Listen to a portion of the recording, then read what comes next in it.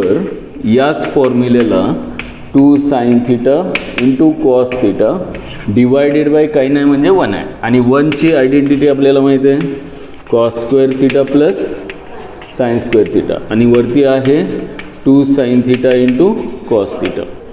आणि मग मला रिझल्ट जो पाहिजे तो साइन 2 थिटाचा रिझल्ट मला टॅनमध्ये पाहिजे. टॅनमध्ये येण्यासाठी मी अंशाला आणि छेदाला प्रत्येक टर्मला कशाने डिवाइड करणार, कॉस स्क्वेअर थिटाने. अंशामध्ये म्हणजेच न्यूमरेटरमध्ये एक कॉस थिटा कॅन्सल झाला, इथे कॉस स्क्वेअर कॅन्सल झाला, 1 राहणार आहे.